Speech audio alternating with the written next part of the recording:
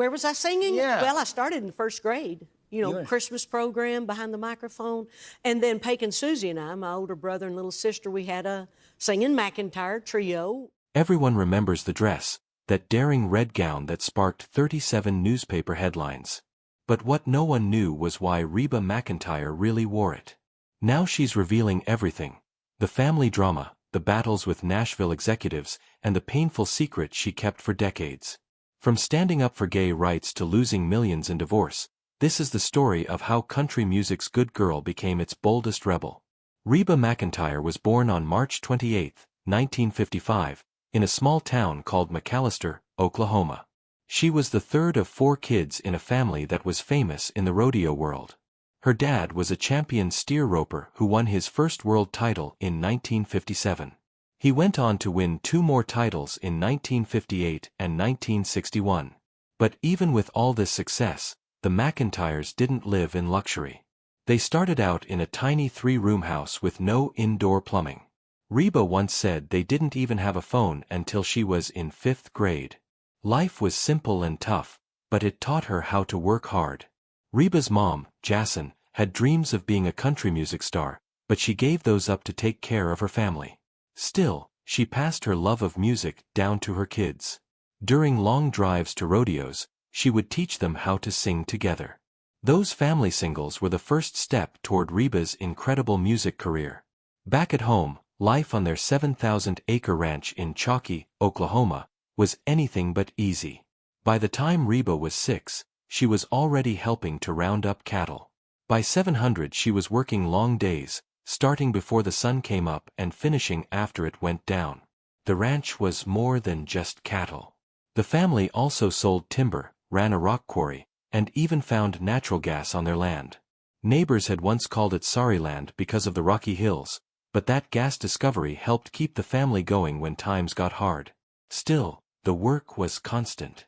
Music became a bigger part of Reba's life in 9th grade when she and her siblings, Pake and Suea, formed a group called the Singing McEntires.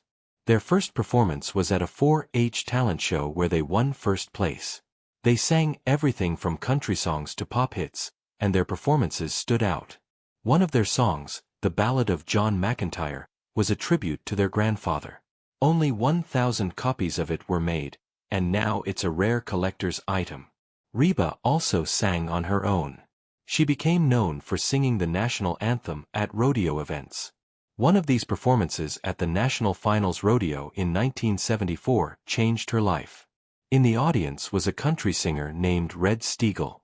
He immediately noticed how special her voice was. After the performance, he went to talk to Reba and her family. He offered to help her start a career in Nashville. Just a few months after the rodeo, in March 1975, Reba and her mom, Jacqueline, packed up and moved to Nashville. They left their ranch in Chalky, Oklahoma, where their family raised cattle. Jacqueline had once dreamed of being a singer herself, but now she focused on helping her daughter succeed. It was a huge sacrifice. She left behind her husband and other kids to make the 670M trip with Reba. They drove in a simple car carrying everything they could, but they had no idea what the future held. They arrived in Nashville with very little money, relying on Red Steagall's connections to help them get started. Life in Nashville was tough. Reba and her mother stayed in small rented apartments and worked odd jobs to make ends meet. Jacqueline gave Reba emotional and practical support, helping her stay focused on auditions and songwriting. They spent long hours waiting in record label lobbies, hoping someone would listen to Reba's music. The road was full of rejections, but they didn't give up. In November 1975, Reba signed her first record deal with Mercury Records. It was a huge milestone, but her career didn't take off immediately. Her debut single, I Don't Want to Be a One-Night Stand, released in 1976, failed to chart. Over the next few years, she released albums and singles that struggled to find success. Her debut album in 1977 peaked at number 88 on the country charts, and her highest charting single, Sweet Dream, only reached number 19. Reba was frustrated by the lack of progress, even as she worked tirelessly to make a name for herself. During these early years, financial struggles were a constant challenge. Reba often performed at small clubs for as little as $50 a night to pay her bills. Even with a record deal, she wasn't earning enough to live comfortably. Recording and promoting her music drained her resources, and she had to borrow money from family at times to keep going. One of Reba's biggest challenges was staying true to her country roots. Mercury Records wanted her to adopt a more pop country sound, which led to disagreements with her producers. In 1981, her album Heart to Heart leaned heavily into a polished, pop-influenced style. Reba felt it strayed from her authentic country sound, and her fans didn't embrace it. The album peaked at number 42 on the charts, further disappointing her. By 1982, the strain of artistic conflicts and financial pressures pushed Reba to her breaking point. She even considered quitting music and returning to Oklahoma to work on her family's ranch. Her sixth album, Behind the Scene, failed to produce any major hits. With little success to show for her 8 years in Nashville, Reba and Mercury Records parted ways in 1983. At 28 years old, she found herself at a crossroads, unsure of what the future held. For 6 long years, she released song after song, but none of them reached number 1. That finally changed on January 8, 1983, with her song Can't Even Get the Blues. The story behind it is interesting. Mercury Records originally planned for another singer, Jackie Ward, to record the song, but Reba felt it had potential and fought hard to record it herself. Her producer, Jerry Kennedy, didn't think the song fit her voice because he believed she was better at ballads. Still, Reba insisted. The song was recorded as a last-minute addition to her album Unlimited. When Reba heard the news of her first number 1 hit, she was on a broken-down tour bus. That moment showed how far she had come, celebrating a huge milestone while stranded on the side of the road. This song, with its upbeat energy, proved that Reba could handle different styles. It stayed on the charts for 14 weeks, marking her place in country music. In 1984, Reba took a big risk and left Mercury Records for MCA Records. This decision wasn't easy. She had to pay to end her contract with Mercury, which could have been a huge mistake if things didn't work out. Reba made the move because Mercury wanted her to sing songs with more of a pop sound, but she wanted to stick to traditional country music. At MCA, she met Jimmy Bowen, the president of the label, who gave her the freedom to choose her own songs. Reba and her friend Don Lanier spent hours listening to demos from songwriters. That's how she found Somebody Should Leave and How Blue, 2 songs that became number 1 hits.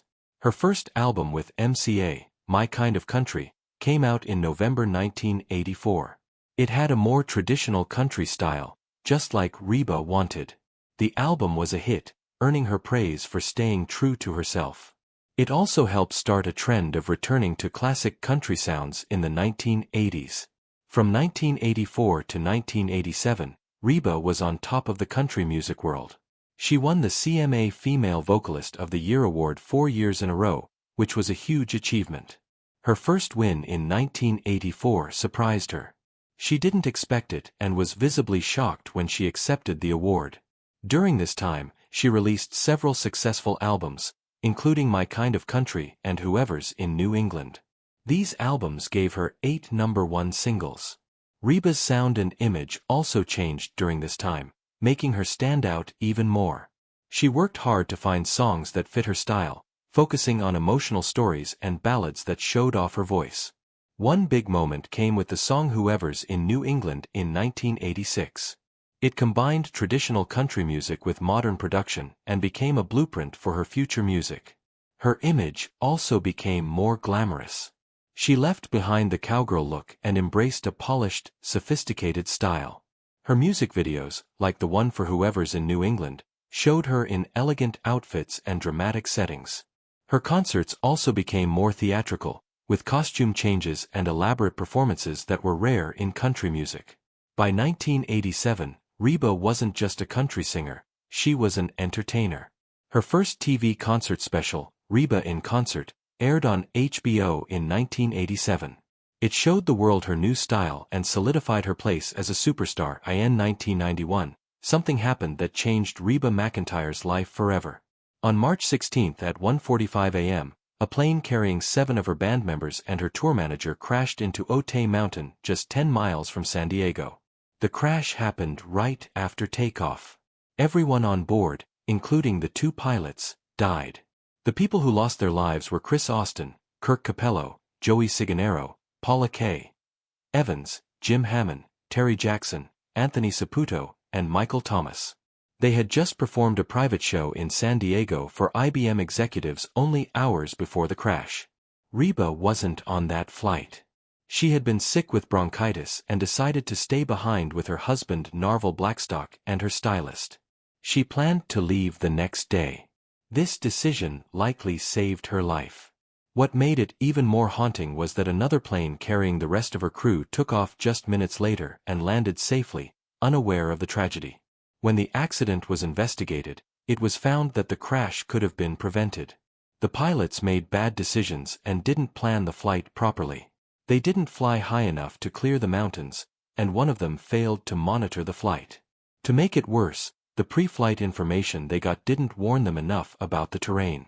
These mistakes cost 10 lives and showed how important it is to plan every flight carefully. After the crash, Reba was heartbroken, but found a way to cope through music. Just 6 months later, she released an album called For My Broken Heart. This album was her way of paying tribute to her lost friends and dealing with the pain. The title song was originally meant to be a duet with Clint Black, but Reba decided to sing it alone. The lyrics, "I guess the world ain't going to stop for my broken heart," hit hard for her and her fans. The song went to #1 on the country charts and stayed there for 2 weeks.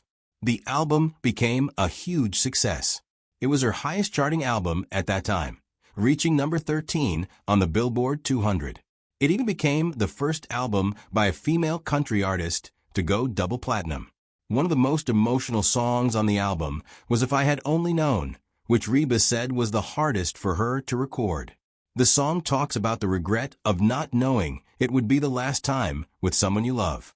Fans connected deeply with the album, and it helped Reba heal while solidifying her as a true country legend. On September 29, 1993, Reba McEntire stepped onto the stage at the CMA Awards in Nashville, wearing a dress no one could forget. It was bright red velvet with a neckline plunging all the way to her navel, held together by a sheer panel covered in over 2,000 crystals, designed by Sandy Spica, Beretta. It had long sleeves and a high collar, blending modesty with a daring look. Reba, known for her conservative style, shocked everyone as she sang Does He Love You with Linda Davis. The audience couldn't stop staring. The cameras had to adjust quickly, try not to show too much on live TV. The duet won Vocal Event of the Year, but the dress stole the night. The next morning, 37 newspapers across the United States had headlines about it, with titles like Reba's Dress, A Little Red Corvette, or A Racy Mistake. The reaction to the dress spread fast. Nashville's country music scene, known for being conservative, was in shock. Garth Brooks, sitting in the front row, reportedly had his jaw dropped for 30 seconds. Dolly Parton joked, "Well, honey, she just out-Dolly Dolly." Even big moments like Vince Gill winning Entertainer of the Year were overshadowed. Reba's fan mail exploded with 854 letters just about the dress. Some praised her boldness, but others were harshly critical. Radio stations held call-in polls, with one in Tulsa getting over 10,000 calls in a single day. The Country Music Association had to address the controversy, saying they supported creativity but also understood their audience's traditional values. The dress even made it onto Entertainment Tonight, where it was called the dress that launched 1,000 water cooler conversations. Before this, Reba was known for her modest, wholesome image. Her fans admired her for being family-friendly and relatable. At award shows, she usually wore Western-style outfits or simple gowns, nothing flashy. That's why this dress shocked so many people. Some longtime fans were upset. Her fan club received 1,237 letters, with some people saying they felt betrayed. A few fans even destroyed her albums. The incident was so big that women's magazines like Good Housekeeping wrote about it, calling it a symbol of changing times in country music. Without meaning to, she became the face of a new debate about modesty in the industry. Reba's family also reacted strongly. Her mother, Jacqueline, and sister Susie were in the audience that night. Jacqueline, known for her conservative values, held Susie's arm tightly and whispered, "Oh, Suea." Backstage, the family gathered in her dressing room, and the tension was obvious. But Reba's father, Clark McEntire, broke the silence with a joke. Looking at her dress, he asked, "Reba, did you have that dress on backward?" Everyone burst out laughing. Later, Jacqueline pulled Reba aside, worried about the example she might be setting for young fans. She told her, "Reba Nell, you've always been a role model. What are all those little girls who look up to you going to think?" They had a long, heartfelt talk about fame and responsibility. Despite the initial shock, her family stood by her. Her brother Paik even joked later about wanting a similar dress for his wife at the next family event. Reba McEntire's sitcom Reba was a turning point in her career. It premiered on October 5, 2001, but it was originally supposed to air on September 14th. That changed because of the 9/11 attacks, and the delay gave the writers time to tweak the script. This ended up helping the show connect better with audiences during a difficult time. The story was bold for its day. It focused on a woman whose husband leaves her for a pregnant dental hygienist, while her teenage daughter also ends up pregnant. At first, people worried it might upset more traditional viewers, but Reba's charm and the show's humor quickly won everyone over. It became the WB's top Friday night show, with 4 million viewers each week in its first season. When the show moved to the CW in 2006 for its final season, it stayed just as popular. By the time it ended on February 18, 2007, Reba had 125 episodes, and its finale drew 8.7 million viewers, the biggest audience in the show's history. Fun fact, Reba wasn't the first choice to play the lead role. Producers originally wanted Sally Field. When she said no, they renamed the character after Reba and gave her the role, banking on her fame as a country singer. While starring in Reba, she didn't put her music career on hold. Between 2001 and 2007, she released 4 albums, including Room to Breathe in 2003. That album hit #1 on the country charts and sold 124,000 copies in its first week. She also went on big tours, like the Room to Breathe tour in 2004, which made over $40 million. On top of that, Reba found time to perform on Broadway in Annie Get Your Gun, playing Annie Oakley in 2001. Critics loved her performance, calling it the best of the season. Even with all this going on, she scored 7 #1 hits on the country charts during the time she was filming Reba. Songs like Somebody showed that she was just as strong a force in music as she was on TV. The success of her show opened new doors for her outside music and acting. In 2005, she launched a clothing line with Dillard's, selling women's clothes, shoes, and home goods. Her line made over $200 million in 10 years.